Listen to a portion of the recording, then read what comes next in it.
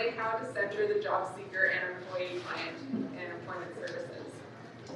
So joining us today, we have Deanna, General Manager of Employment and Immigrant Services at YMCA of Niagara, and Shane Altenstad as well, General Manager for FedCap Canada's Hamilton Niagara region. Thank you for joining us today. Thank you all for attending this session. So before we hear from our wonderful speakers today, we wanted to start out with a dialogue at each of the tables here. So you do have questions on your tables, but we'll take about 10 minutes to go through them. Chat with the people at your table. These are intended to spark discussion. Feel free to pose other questions that might come up at your group. And then after the small group discussions, I'll invite one person from each table to share a key insight or question, and then Deanna and Shane will take time then to go through answering those and discussing and providing more insights. So we'll take 10 minutes now to do that. To represent your discussion, you can bring up a question or a topic you'd like to ask Dee and Shane, and I'll pass it over to them.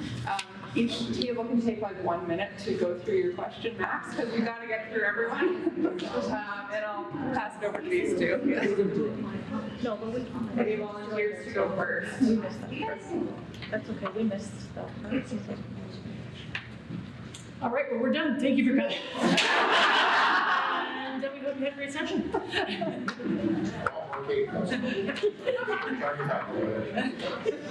Anyone else have a Boston Dream on the table? I'm really disappointed. Anybody, any questions, or want to share that one burning item they want from the table? How about this? By show of hands, how many people right now understand exactly how employment services works in Ontario? 1, 2, 3. Joking.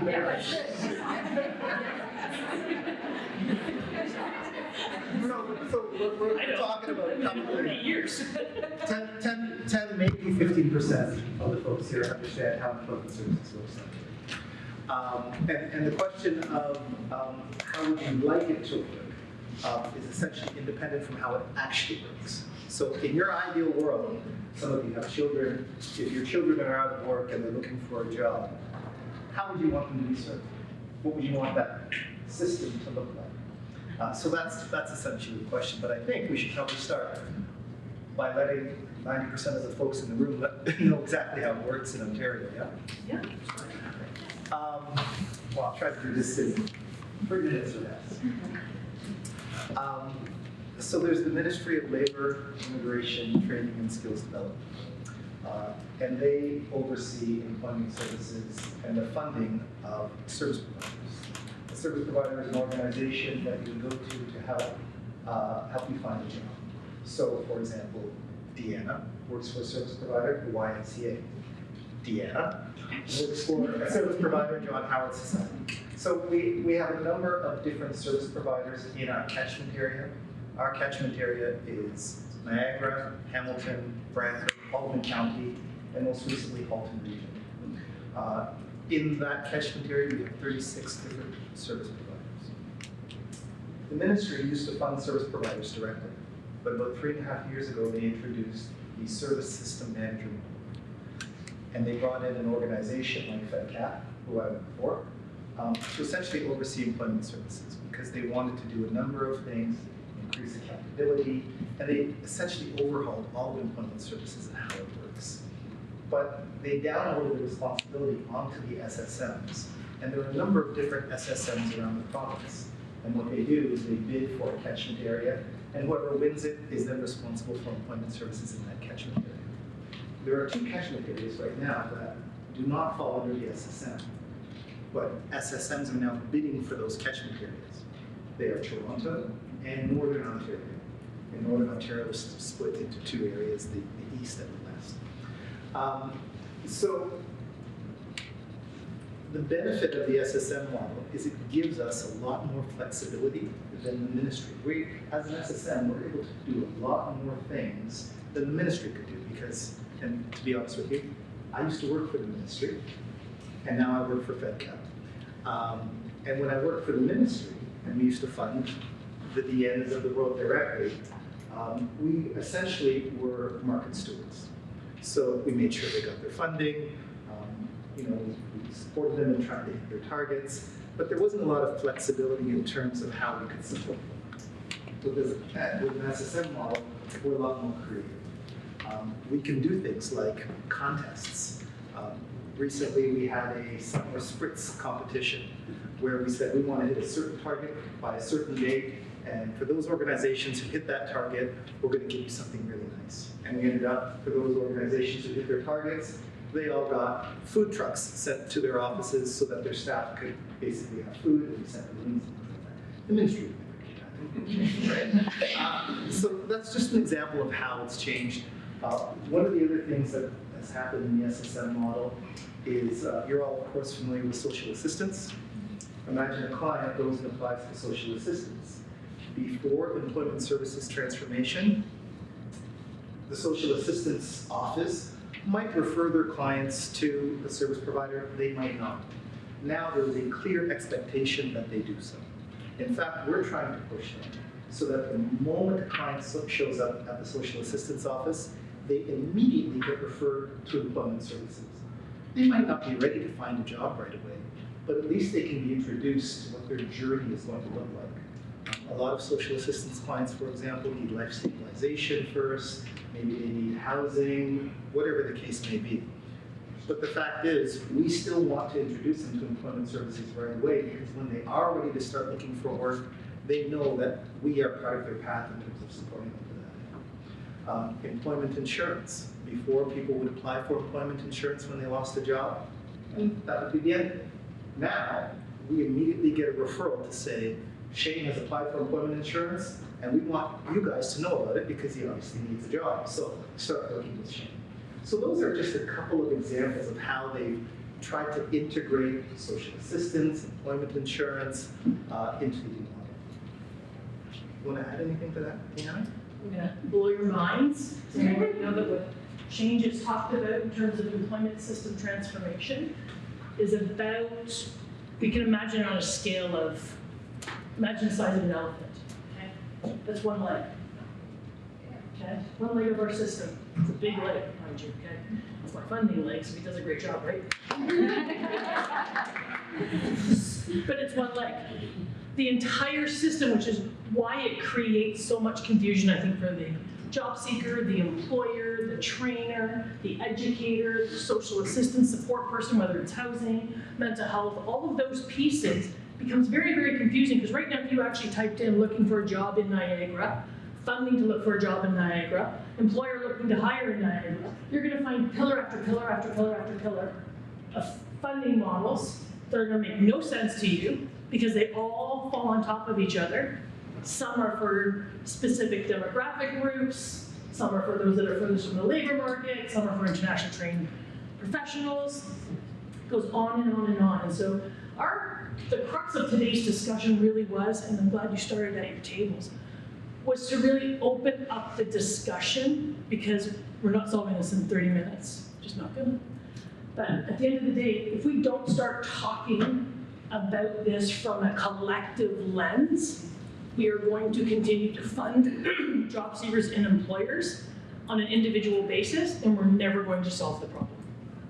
It's just going to continue to churn on the hamster wheel. And so we want to be able to talk about how we take Employment Ontario Employment Services, MOITSD money, and we marry that with Indigenous funding, or we marry that with IRCC immigration funding, or we marry that with the Employment Ontario and Ontario Job Grant for upskilling and onboarding my staff to advance my workforce, to avoid layoffs, job creation, all of those pieces. There's the Youth Employment Skills Strategies, there's the Summer Jobs Canada Grant. It's endless. I've been in the field 30 years, and you'll notice when he put his hand, put your hand up it, my hand did not go up. Because I have no idea what's being funded tomorrow and what's being defunded tomorrow. I couldn't tell you.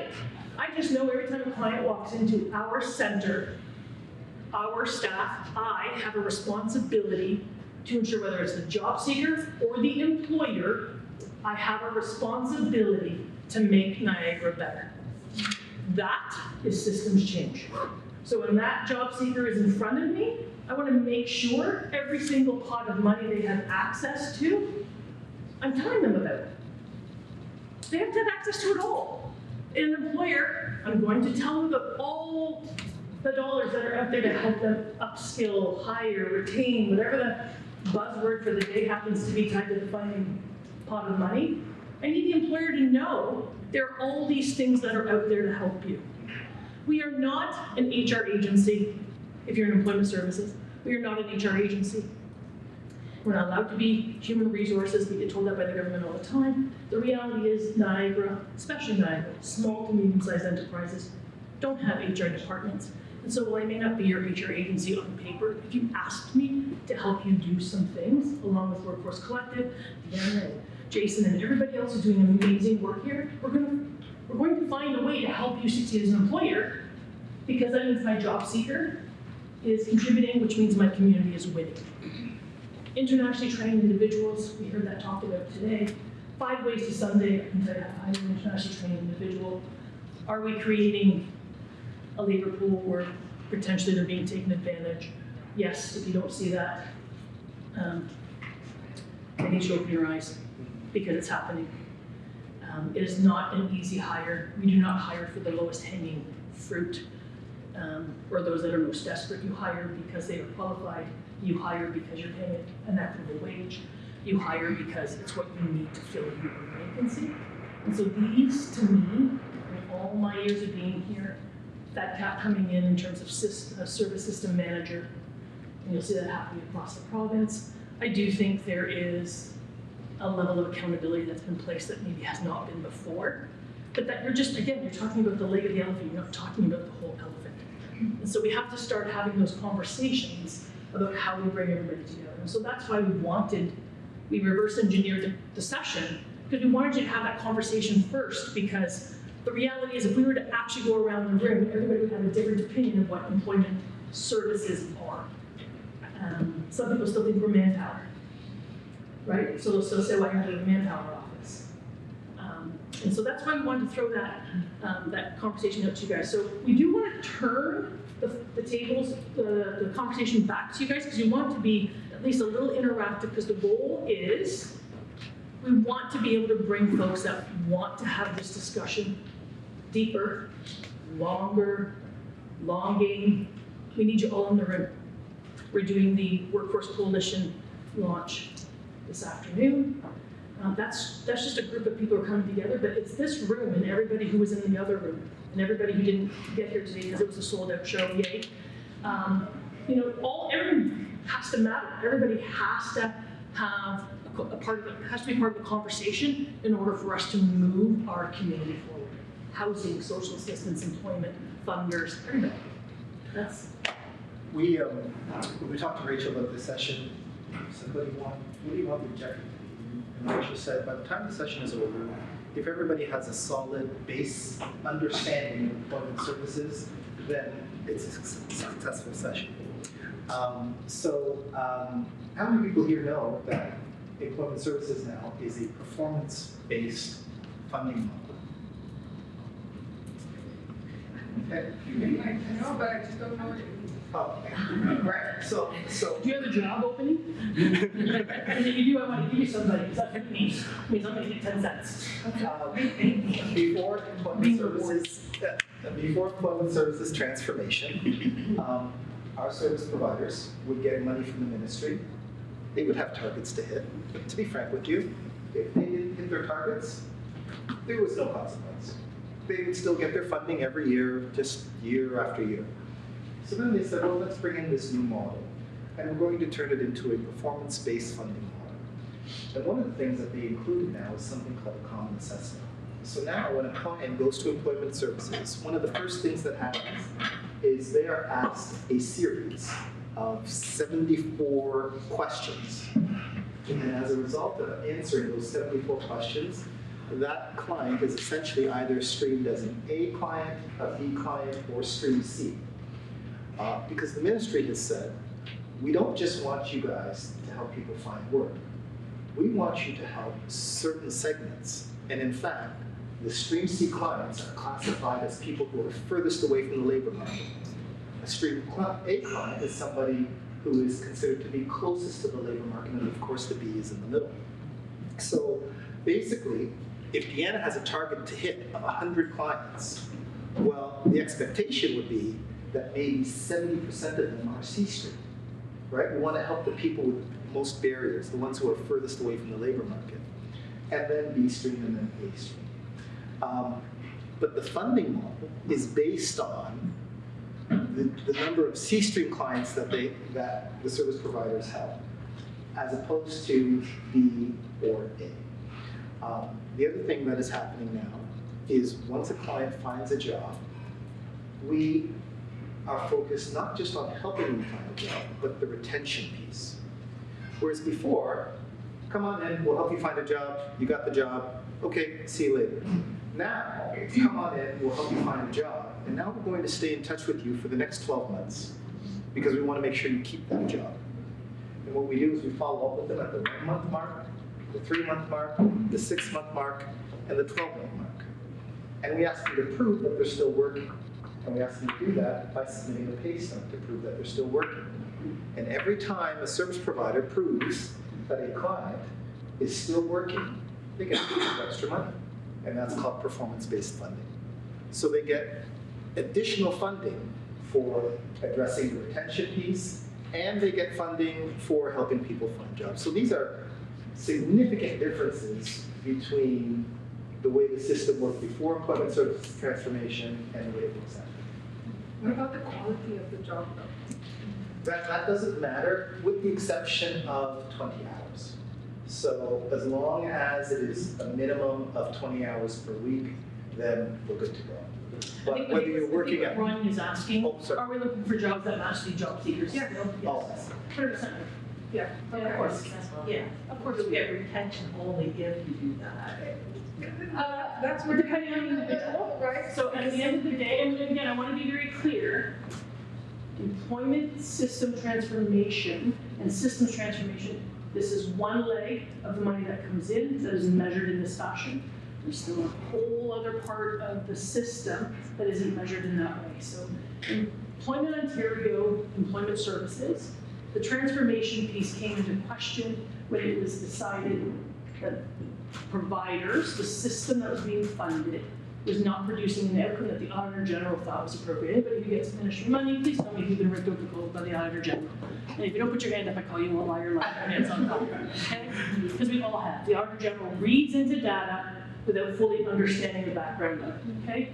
This is what happened. Service system transformation in terms of Employment Ontario Employment Services came into play, and performance-based funding became part of it.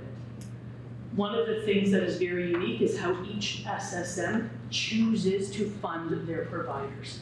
We are very fortunate that when our SSM being FedCap, and I'm not saying this because I am on camera, I am saying this because it was a benefit to our community, the catchment area they oversee. They did not adjust anybody's budget. They allowed us to continue status quo and then find the mechanisms we needed to then become accustomed to the performance-based funding model.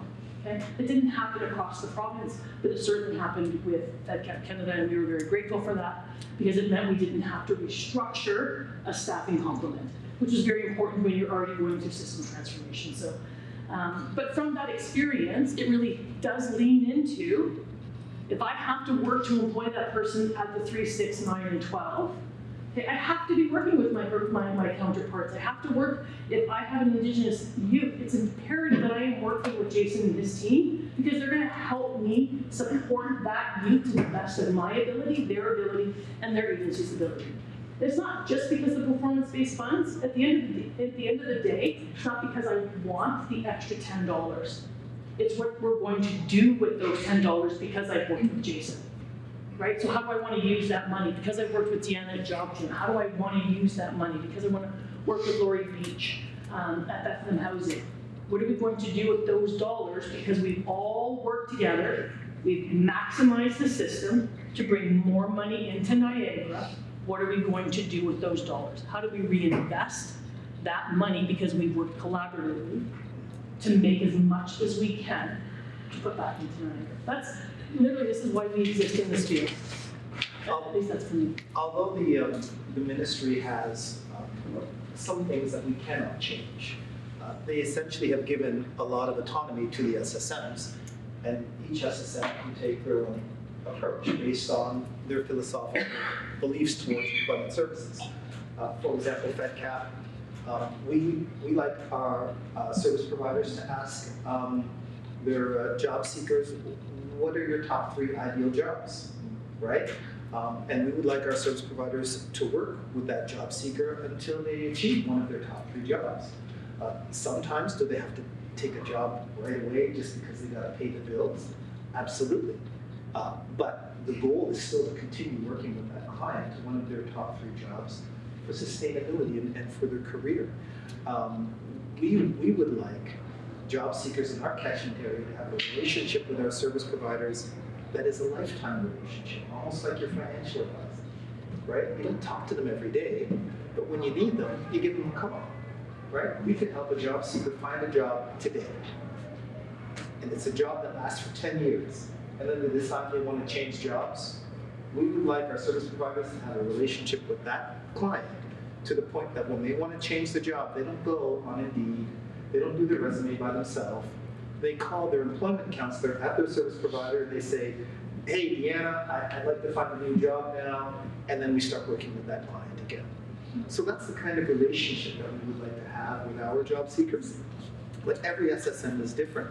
I won't mention any names, but some SSMs, for example, when they started, the first thing they did is they said, you, and you, your funding is done. Goodbye. And then redistributed that money to other places. I'm very proud to say that FedCap did not do that. We believe in 3 things at FedCap. We believe in market stewardship, we believe in building capacity, and localism. Market stewardship is just making sure everybody gets their money, making sure that they're hitting their targets or supporting them. Building capacity is all about giving them opportunities to do more with less. And I'll give you an example. We just yesterday or this week are talking to an organization that has an AI platform that allows job seekers to do virtual interview practice through AI. So imagine you're an employment counselor and you've now worked with your job seeker and they've got an interview schedule. Well, you're going to sit down with them, you're going to do interview prep, you're going to do a mock interview, but that takes up a lot of time. Well, imagine now if that client could sit down in front of a laptop and there's an avatar that comes up and through AI and based on the job, that person does a mock interview with that client. It then frees up time for the employment counselor to do other things, and that's building capacity, right? So we focus on that as well, and we also focus on localism. We pride ourselves on not coming in and saying, we are the SSM, and as of this day, you'll do everything our way.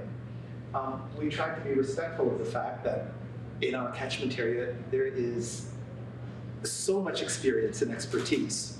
We've tried to be respectful of that. We still want to hold people accountable, but we would rather keep our network the way that it is and help build their capacity rather than restructure the whole thing as if it's not working. Because although the ministry introduced employment services transformation because they felt it wasn't working, when we came into our catchment area, we did not go to our service providers and say, you guys have been doing a terrible job and that's why we're here. That is not the approach that we've taken. We've taken, the ministry's decided to go in this direction. We respect the good work that you've been doing for years. So now how can we work together to do even more? And that's one of the differences in terms of this new model because every SSM has their own unique approach.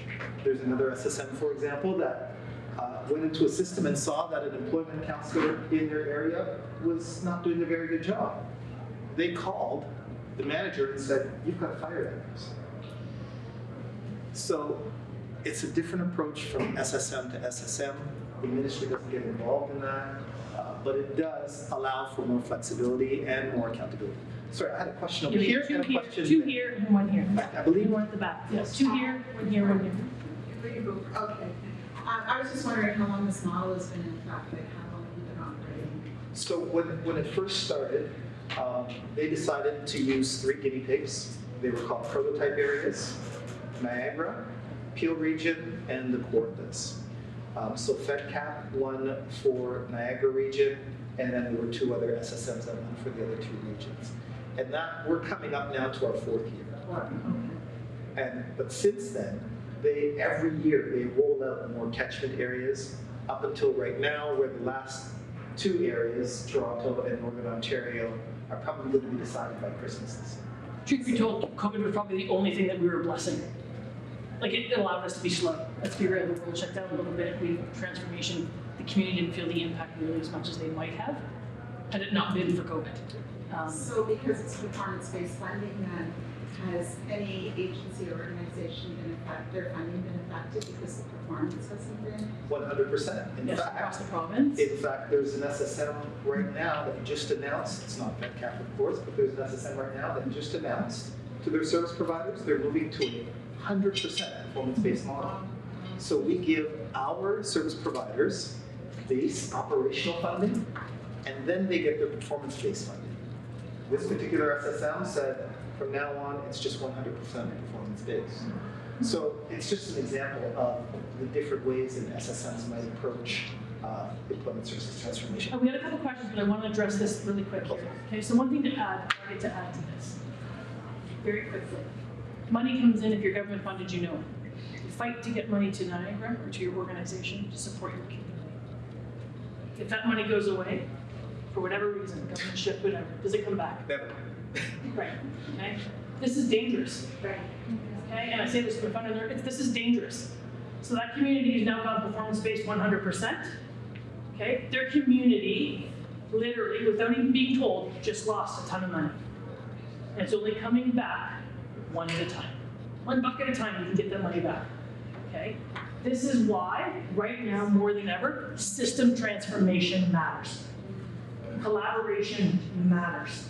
If there's $100 in Niagara, if we do not start working more collaboratively to ensure that those dollars are coming together to have combined purpose, we are going to find ourselves potentially running the risk of losing dollars. I don't mean to be the chaos person, but it's going to happen. Another question? Yeah, I'm not from this community, but I did work in the Employment Ontario services for a number of years prior to the transformation. When I think of the job searcher coming in and just wanting a resume, which I'm sure every EO provider here knows, I remember even 20 questions on our intake survey were too much. And even just one 3-month follow-up was too much, stop bothering me. Yeah. So how has the new model been helpful to the client, especially when it seems like there's streamed A, B, or C, and there's not as much flexibility for the fluctuations of their life, right? So the client has no idea what stream they are, for one. Sure. The questions that we have to ask ad nauseum, and they are a lot, and they're pretty heavy. They put you in a very vulnerable position as the job seeker when you're already vulnerable. Again, this is what system transformation looks like as the result of years and years and years of working in silos. We've landed where we are today. And again, I'll call it as it is. Folks around this table know me well enough to know that I am passionate about what I do. I will always find a way to work with our partners to support our individual, but I have to also look at this from a longevity, non-for-profit lens as well. This is what's happening in our non-for-profit sector. So we have to be able to figure these pieces out, because that job seeker that used to be able to go into Job Gym for a resume, just say to do a resume, if they do that now, they're pulling away from the funding mandate. So not to say it's not happening, not to say the white wouldn't do that, okay? Not always, okay? But it's not what we're mandated to do anymore. So that very fluid, simple in, simple out, the government's no longer measuring that. They're measuring it in terms of marked impact for every individual or employer you serve. Which is, it is what it is. I say that a lot lately, but question over here. Yeah, just a question. You were talking about the new, now coming up on 4 years, the new model to using SSMs to roll out funding basically to service providers.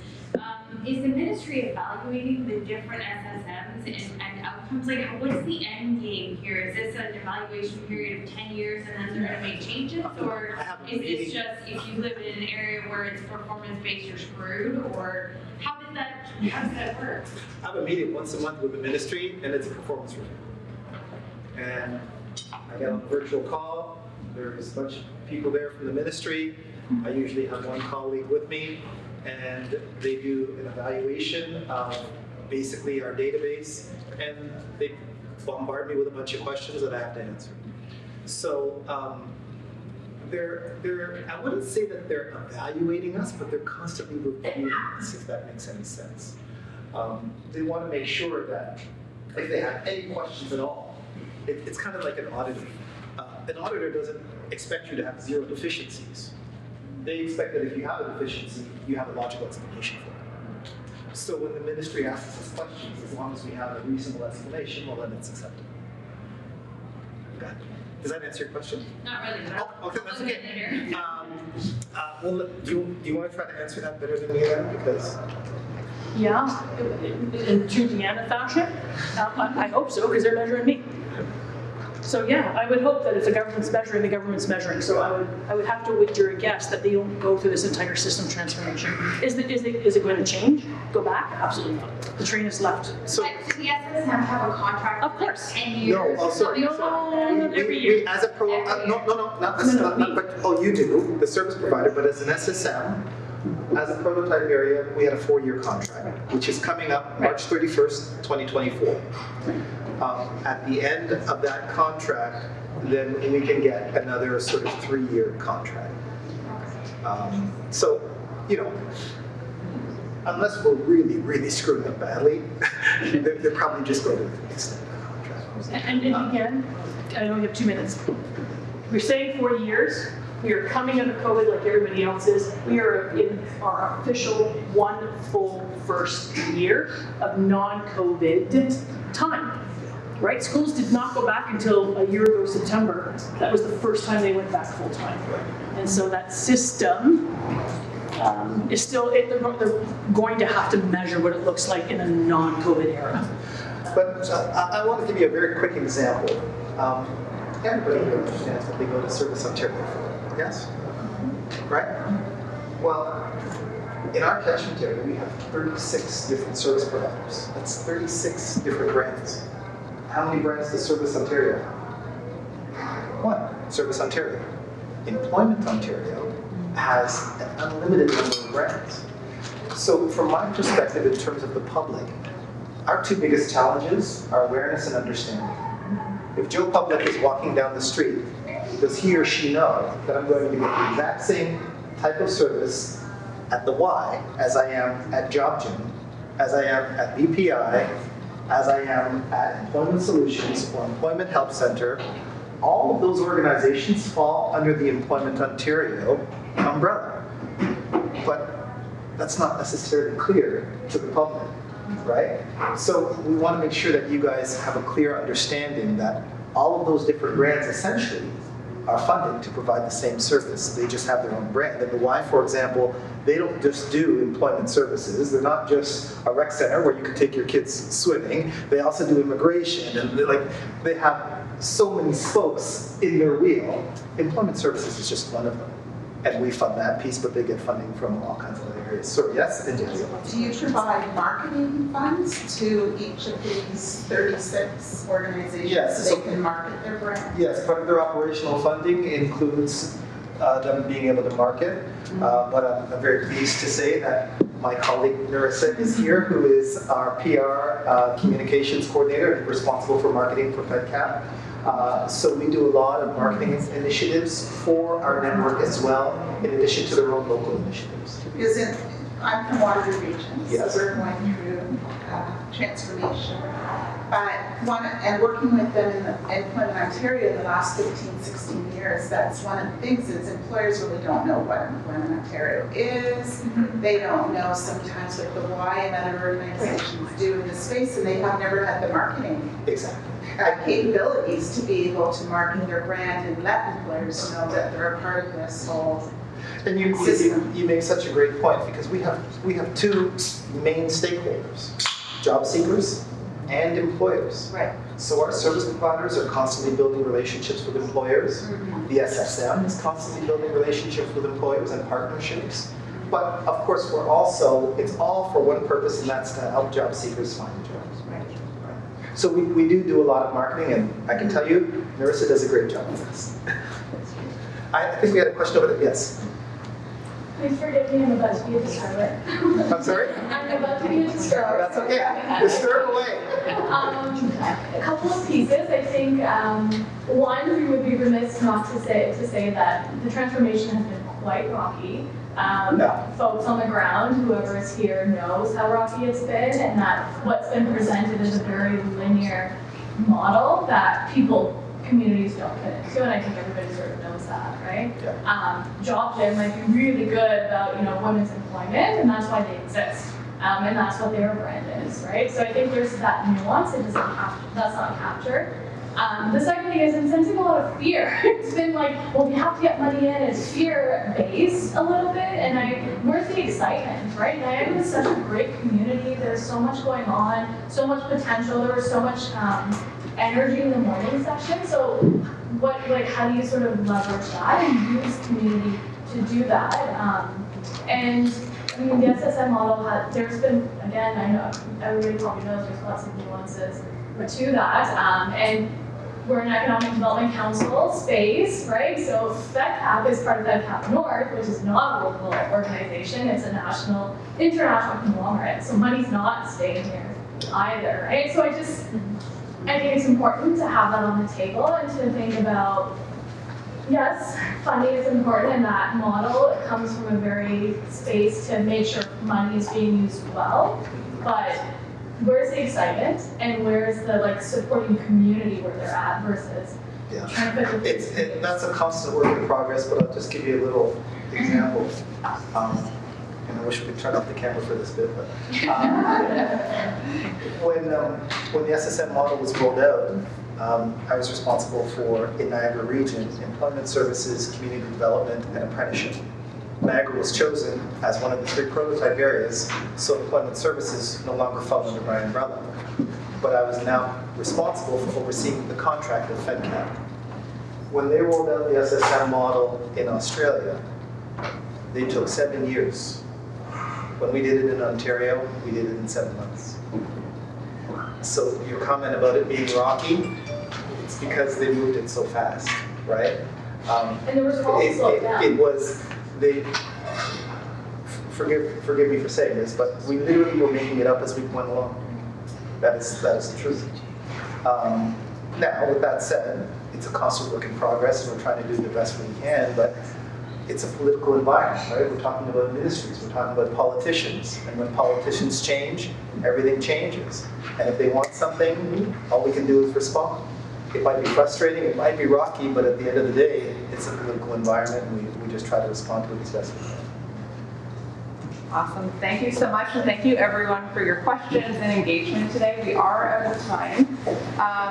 Thank you again to Deanna and Shane for joining us. Please enjoy a short self-care and networking break now until the next session, which is at 20 minutes to the hour, so in 5 minutes actually. But please head out to the lounge. It's me. I think I'd like to tell my decent work story.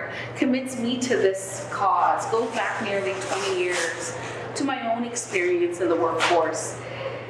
In 2008, after a 2-year stint in West Africa and Ghana, it's okay, your chips. Come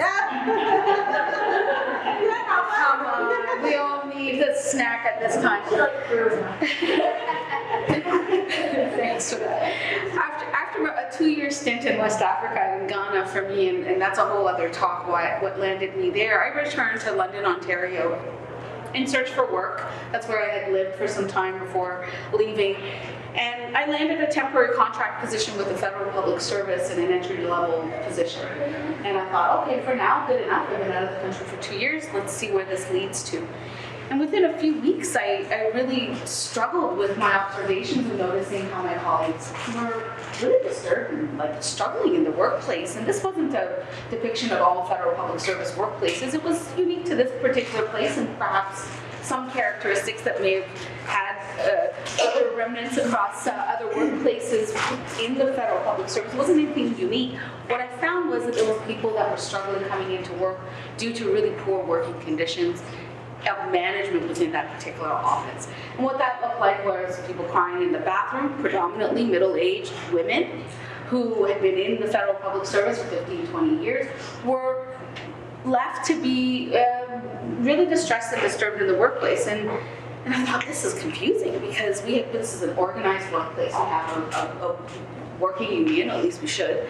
And so what's happening here? And so in true rabble-rouser style, I became the first contract and young worker at the time to be the local president of the Canadian Employment and Immigration Union, Local 581 out of London, Ontario, 150 members strong, and we started to look at what we needed to do on the workers' front and our responsibility in building workplaces that are rooted in decent work, meaning cultures that support people who stay and thrive.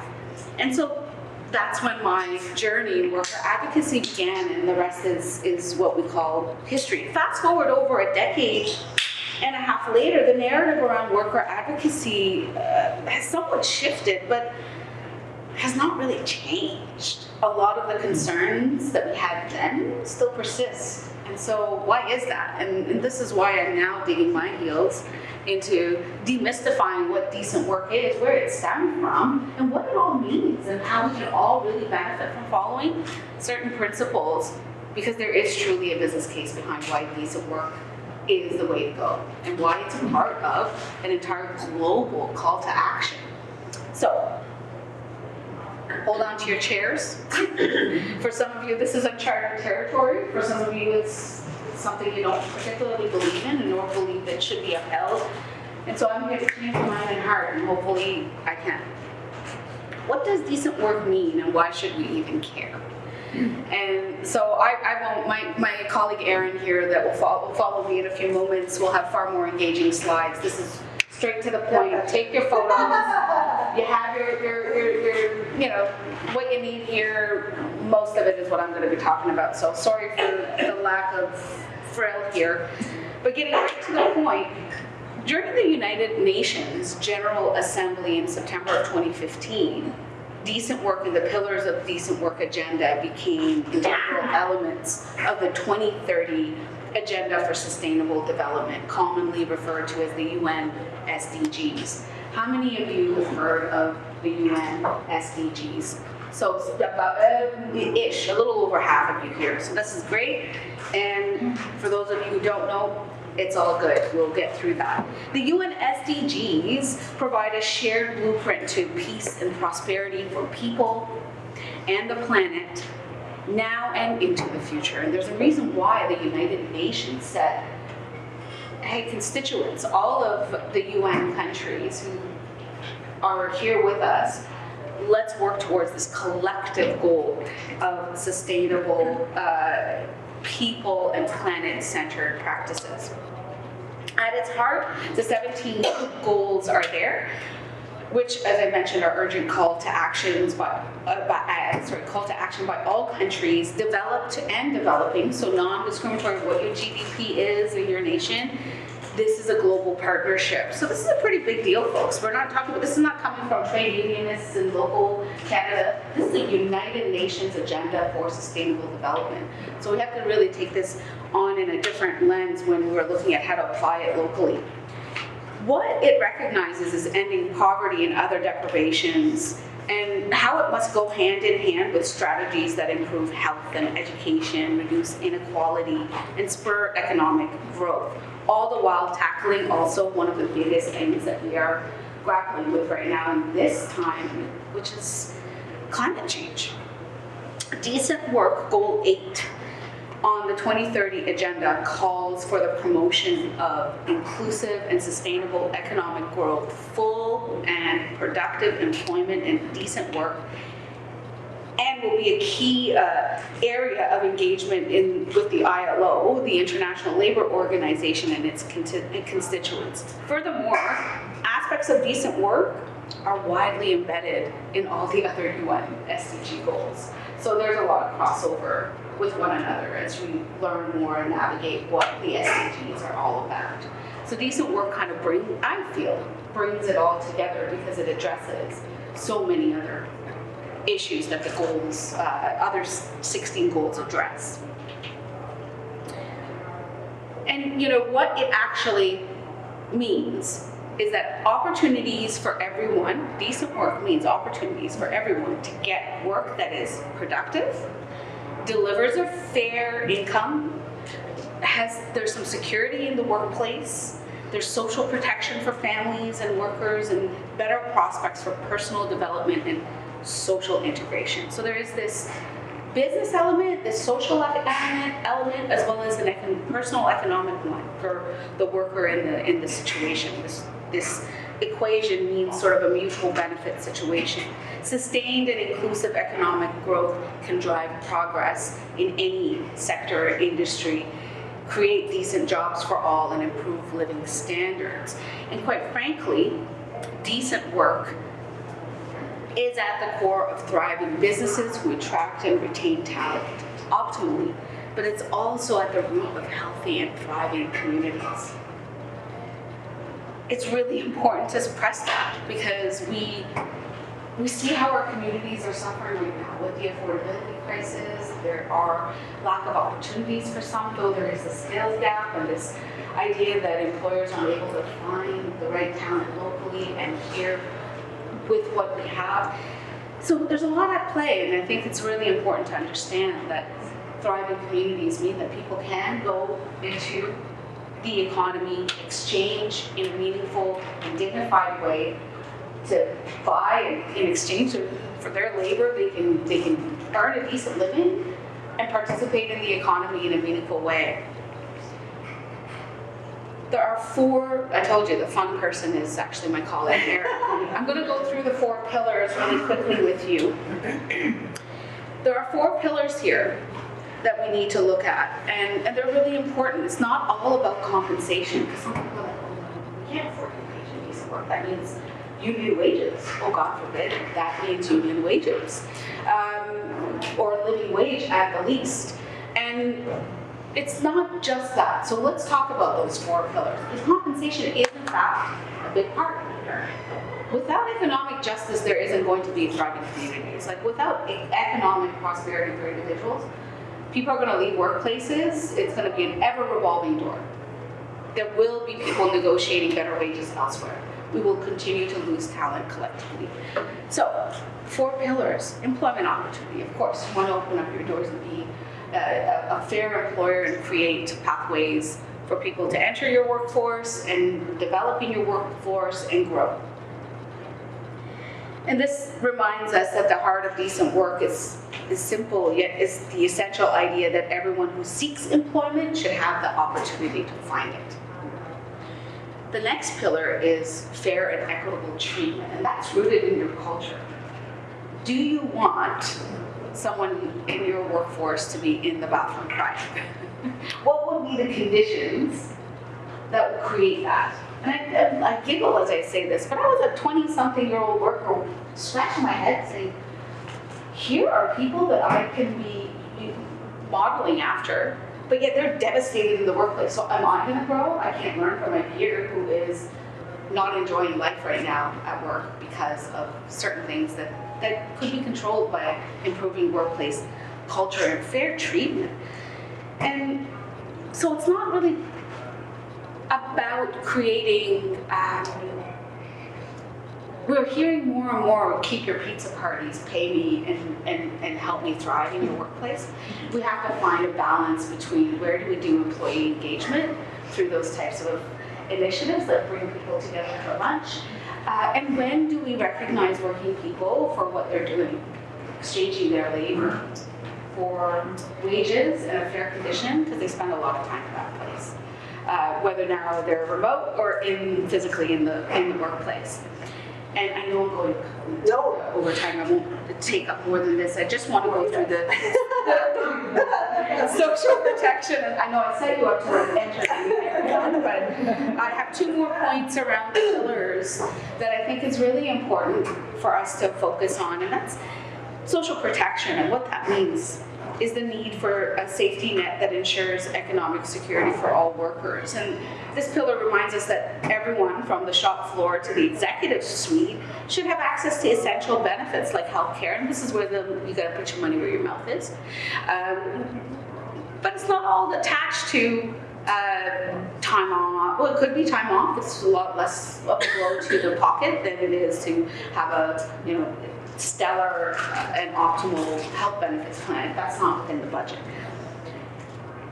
It means that we're supporting workers beyond the workplace. So when they go home, they're able to address their health concerns. When they're planning for retirement, they can feel confident they can exit the workforce, and you can renew with the workforce with new energy and ideas, or continue on your path. Lastly, social dialogue, the 4th pillar, emphasizes the importance of open communication and the effect our working lives, that affect our working lives and the broader economy.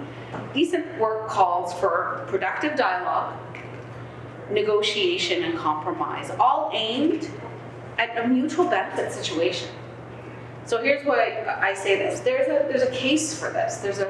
And I'm speaking from a lived experience standpoint of this, not from that 20-some-odd-year-old's lens of coming and blasting into the workplace saying, no, our workers' association should be cleaning this up. No one should be crying in the bathroom. I'm talking about a more recent lived experience of operating a workforce where we applied within 9 months decent work principles and saw return in an unbelievable way. So there's a cycle of benefit for decent work for institutions. Relationships. First of all, you will see the environment involved. Yeah. When you look at those 4 principles and add them in, people show up differently when they know they're valued through a lens of decent work.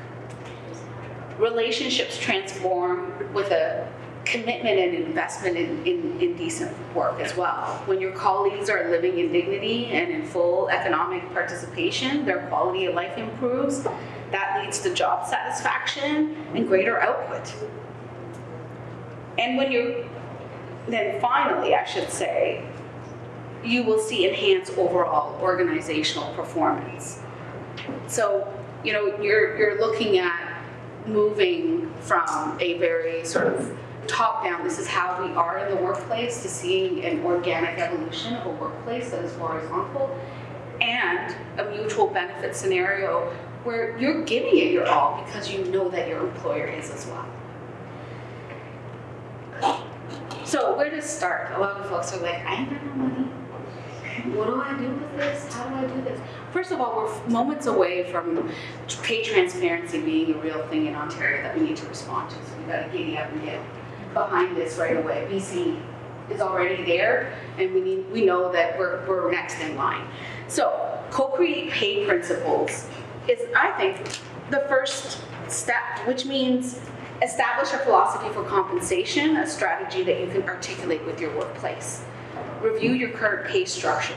Build an analysis around what your philosophy is, this newfound philosophy, and what you're actually doing. Where are the gaps? How do you need to bridge? Establish pay bands for all roles. Plan for making the appropriate adjustments if you don't find that your pay bands are aligned to where you need to be. And then you participate in pay transparency. You've taken the steps to now say, here we are as a workforce, this is what everyone's getting paid, non-negotiable or negotiable to. And then commit to reviewing compensation annually and review your working conditions and policies regularly and articulate this review structure with your workforce. We hear about workplace engagement strategies and tactics, and I think that doing this first will engage more people. People will show up to your pizza parties if you do this. They will. In today's challenging environment, remember that employers must prioritize not only their mission and their bottom line and what they're really out there to do, with also the well-being of their own workforce. By doing so, you can better navigate the complex issues of the labor market that we're facing today. So thank you very much for this. As I said, I'm not here for the bells and whistles, but I will pass it on. Yeah, here it is for sure. And we will have time for questions momentarily. Thank you all. I'm sorry.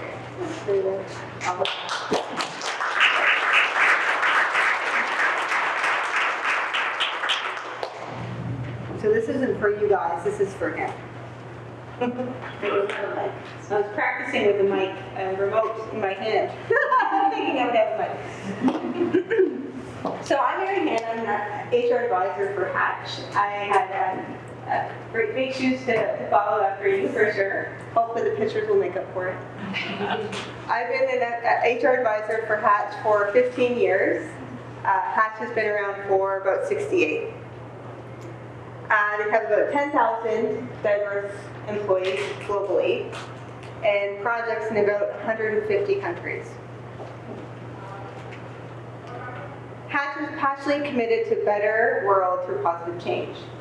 Their mission is taking clients, your ideas, your vision, embracing it as their own, and then partnering with you to make it smarter, more efficient, and more innovative. Their values are their underpinning of their everyday. These are words and actions that they bring with them in client engagement on a Teams call with a colleague. They look at this manifesto. This is their beacon of how they deal with their everyday interactions. And we'll talk a little bit more about the values later. So among the mining and metals, energy, and infrastructure, they have a broader business practice that they can harness to push forward with their vision, even through the most difficult, challenging problems worldwide, such as climate change, sustainability, Indigenous relations. They have a business practice of community engagement, and they can harness that and work and find mutual grounds that will benefit the outcomes through project participation, respect, and traditional living. Diversity and inclusion is something that is simple for them, that they pride themselves in bringing on females in the workplace. They have targets to bring on more females. This is just among many other diverse areas that Hatch wants to include and grow within.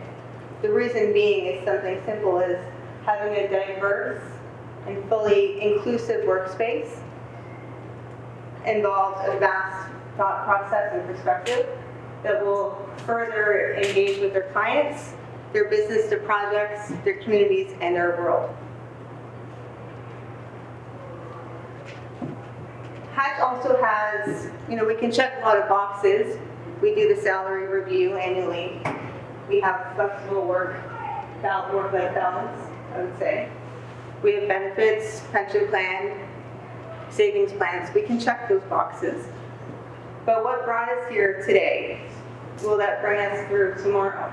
Will we be able to sustain and engage those employees that we have? Will we be able to keep them? So the benefit package that we have today might have worked, but there's things we have a social responsibility to look at. There is, we have families that are starting to have children a little bit later in life, so maybe it's not the most fashionable eyeglasses anymore. Maybe it's something more that they're interested in fertility. Gender affirmation, that's something that Hatch has to think about now as a psychological responsibility and safety. So just having the benefits package today, we have a steering committee that constantly is reviewing these things, looking at the employee's needs as the ever-changing, as an individual, as an employee, may experience throughout their life. And we want to make sure that we're there to support them.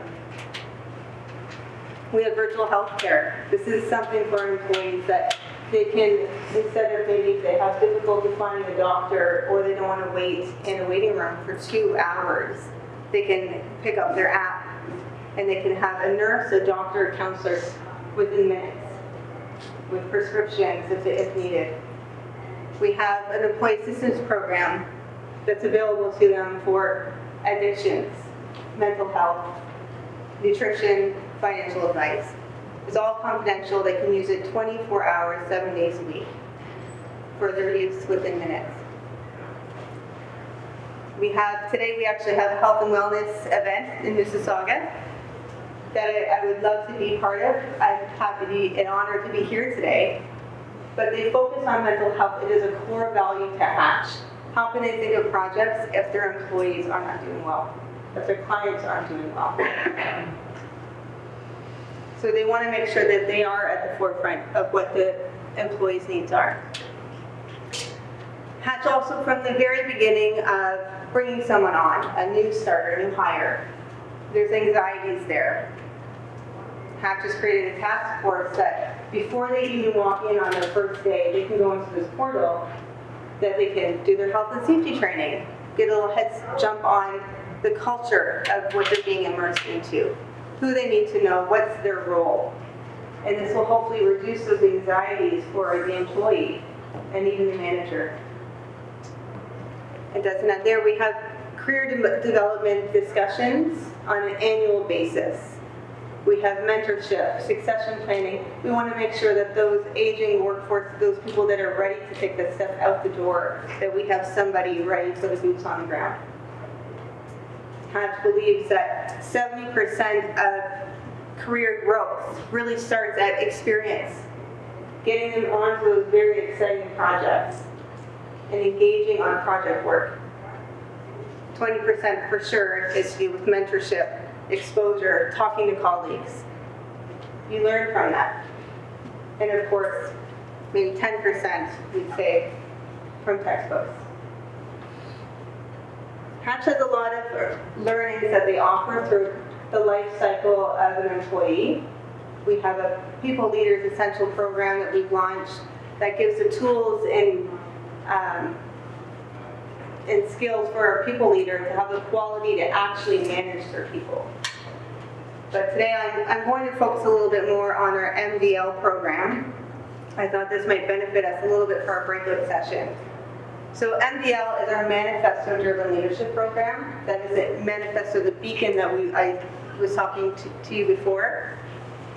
MDL focuses on the culture of Hatch, the underpinning of the manifesto, and how to be a good quality leader, having that mindset for all of our employees. This isn't just for people leaders, PMs. This is for all of the employees, from junior to senior.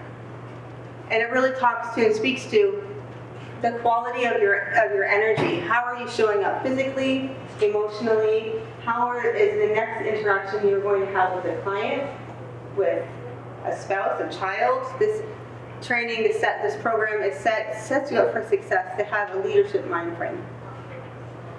It also talks about the focus of energy. What do you do what are you choosing to focus on? So if you have an interaction with a client, with a colleague, are they the most important person at that moment? Or are you on your phone and kind of in and out of that conversation? Where is your focus within that moment in time? And how effectively do you express your energy? Are you kind of just walking around, head down? Are you in that leadership mind frame that is bringing energy to that conversation? And then we talked to a little bit of the cynic role of someone that has high energy coming into an interaction, but they just have the completely wrong attitude. Or the victim, are you showing up as someone that said, you know, this really happened to me today, and they're low energy, and they're just, you don't really know what to do with them because they're a bit of a puddle. Or is there the spectator that is kind of low energy, has the right attitude, but again is in and out of that conversation? And this program really teaches the employees to have that leadership mind frame and come to that issue, that connection in that quadrant. So this is our EQ model. So IQ definitely brought Hatch 68 years. I got to play. Got us through 68 years, but will it get us further? we're thinking EQ is just as important, if not more. Emotional intelligence. We're talking about self-awareness. How are you showing up? How was breakfast this morning? Is your lunch not really sitting so well? How do you feel? A lot of information happened today. Are you feeling a little bit fatigued? Just having that self-awareness and just taking a pause. And then once you've internalized and established that self-awareness, and you're about to go into these breakout sessions, and you're sitting and you've kind of established of how you're showing up, but you're not exactly sure who the next person, how they're going to show up. Maybe they were up all last night with a baby, or they hear people in the hallway that they're staying in the hotel, or maybe they were stuck in traffic and they just never really recovered from that anxiety. So having empathy within that interaction and understanding where somebody else might be coming from. And then we also go back to our consulting or manifesto. So the values, the vision, and the mission is what Hatch always reflects on in these interactions with clients, with colleagues, with your spouse, with your kids. And just taking those values, engaging great people who make a difference, doing our homework before we engage in that next interaction. These are the manifesto, these are Hatch's values. What are your values? Why did you show up today? What is the issue? What are you wanting to get out of the next interaction? So once you internalize that and you kind of come back to your core values, take a pause, and instead of reacting, respond in that leadership mind frame and get the most out of the next breakout session, client engagement. So these are the things that Hatch is really pulling on, focusing on: EQ, leadership model, mind frame, and really providing Hatch or employees the culture and the experiences that we're hoping that they want and need. I think that's it.